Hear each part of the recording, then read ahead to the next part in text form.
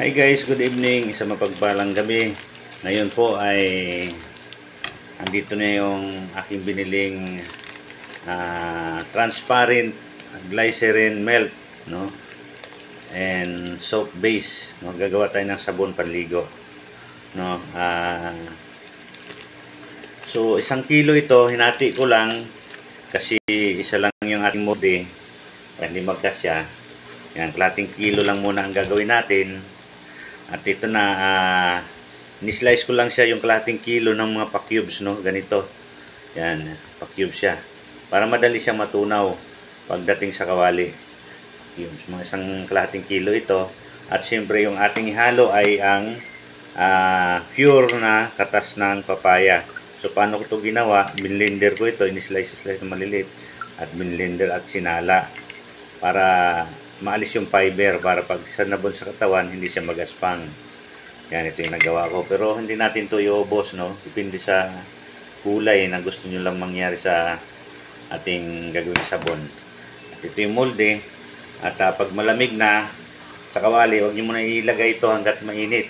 Pag medyo malamig na siya, maligamgam, hayaan nyo lang magdamag na hanggang sa magiging solid siya, magiging sabon na. So, umpisa na natin guys, paggawa. So, magpainit na tayo ng kawali. Ito. Yan. At itong in-slice ko ng mga tag pa-cubes, no? Ng mga glycerin. Ayan, lagyan na natin dyan. Hanggang sa matunaw na lang yan. Yan. Matutunaw yan.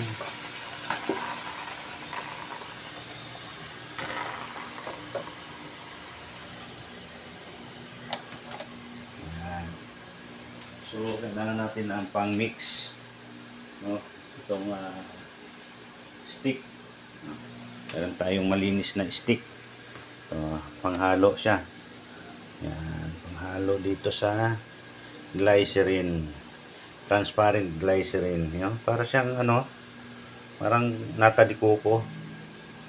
Puting-puti, ano? Yan. So, nagiging liquid na. No? Pag nainitan siya, nagiging liquid ulit siya. 1/4 kilo ito. 1/4 muna ginawa ko para magkasya sa aking molde.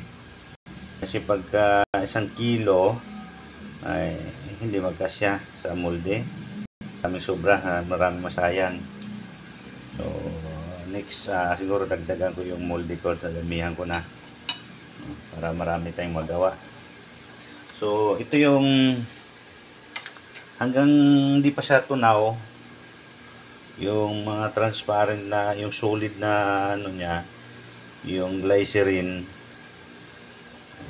transparent glycerin o soap base. Ayan, kita nyo, ayan, bumubula-bula siya, oh.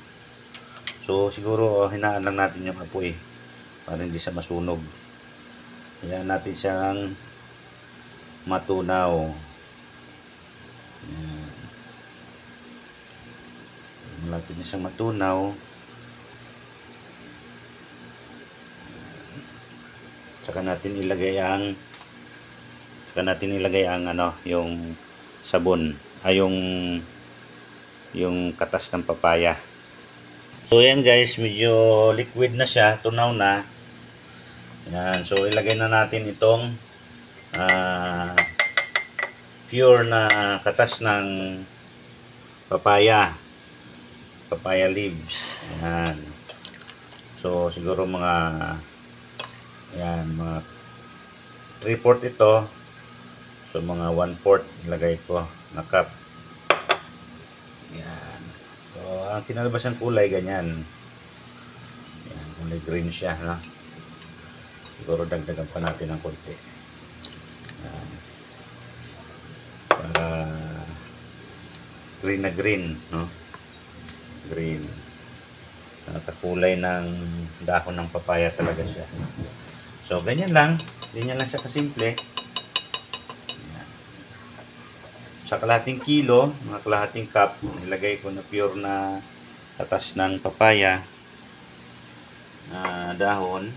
Blender ko. So, yan. Pwede na natin yan isang kulo pa. Ayan. Pero mainit na rin yan. Pwede nang mulo na siya.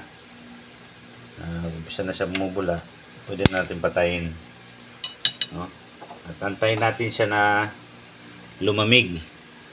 Pag malamig na, dito natin ilagay sa molde.